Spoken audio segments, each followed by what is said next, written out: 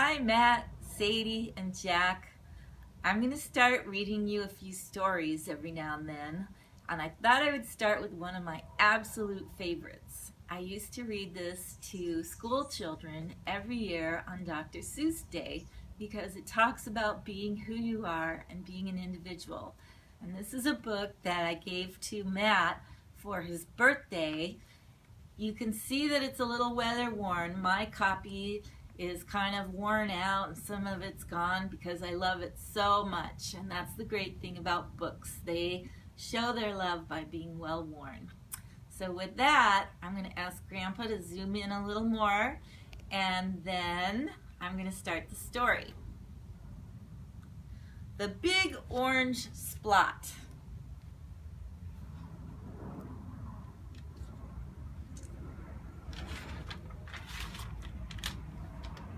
Mr. Plumbean lived on a street where all the houses were the same. He liked it that way. So did everybody else on Mr. Plumbean Street. That is a neat street, they would say. Then one day,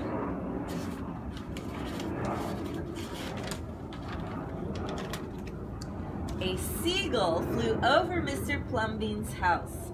He was carrying a can of bright orange paint. No one knows why. And he dropped the can. No one knows why. Right over Mr. Plumbean's house. It made a big orange splot on Mr. Plumbean's house. Ooh, too bad, everybody said. Mr. Plumbean will have to paint his house again. I suppose I will, said Mr. Plumbean. But he didn't paint his house right away. He looked at the big orange splot for a long time. Then he went about his business. The neighbors got tired of seeing that big orange splot. Someone said, Mr. Plumbean, we wish you'd get around to painting your house. Okay, said Mr. Plumbean. He got some blue paint and some white paint, and that night he got busy. He painted at night because it was cooler. When the paint was gone, the roof was blue, the walls were white, and the big orange splot was still there. Then he got some more paint. He got red paint, yellow paint, green paint, and purple paint. In the morning, the other people on the street came out of their houses. Their houses were all the same, but Mr. Plumbean's house was like a rainbow. It was like a jungle. It was like an explosion. There was a big orange splot, and there was little orange splots. There were stripes, there were pictures of elephants and lions and pretty girls and steam shovels. The people said, Plumbean has popped his cork, flipped his wig, blown his stack, and dropped his stopper. They went away muttering. That day Mr. Plumbean bought carpenter tools. That night he built a tower on top of his roof, and he painted a clock on the tower. The next day, the people said, Plumbean has gushed his mush, lost his marbles, and slipped his hawser. They decided they would pretend not to notice. That very night, Mr. Plumbean got a truck full of green things. He planted palm trees, baobabs, thorn bushes, onions, and frangipani. In the morning, he bought a hammock and an alligator. When the other people came out of their houses, they saw Mr. Plumbean swinging in a hammock between two palm trees. They saw an alligator lying on the grass. Mr. Plumbean was drinking lemonade. Plumbean has gone too far. This used to be a neat street. Plumbean, what have you done to your house? The people shouted. My house is me, and I am it. My house is where I like to be. And it looks like all my dreams, Mr. Plumbean said. The people went away. They asked the man who lived next door to Mr. Plumbean to go and have a talk with him. Tell him that we all liked it here before he changed his house.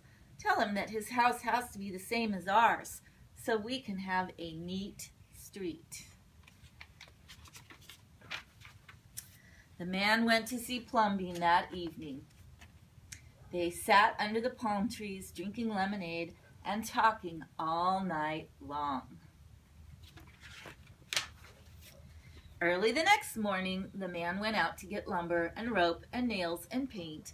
When the people came out of their houses, they saw a red and yellow ship next door to the house of Mr. Plumbean.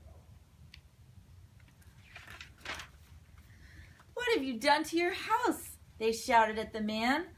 "My house is me, and I am it. My house is where I like to be, and it looks like all my dreams," said the man, who had always loved ships. "He's just like Plumbean," the people said. "He's got bees in his bonnet, bats in his belfry, and knots in his noodle." Then one by one, they went to see Mr. Plumbean late at night. They would sit under the palm trees and drink lemonade and talk about their dreams. And whenever anybody visited Mr. Plumbean's house, the very next day that person would set about changing his own house to fit his dreams.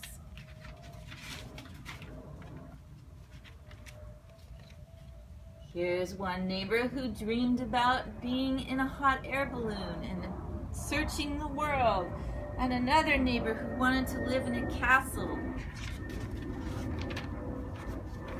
Another type of castle from the time of queens and kings and knights, and a Greek place to live from Roman and Greece times. Whenever a stranger came to the street of Mr. Plumbean and his neighbors, the stranger would say, "This is not a neat street."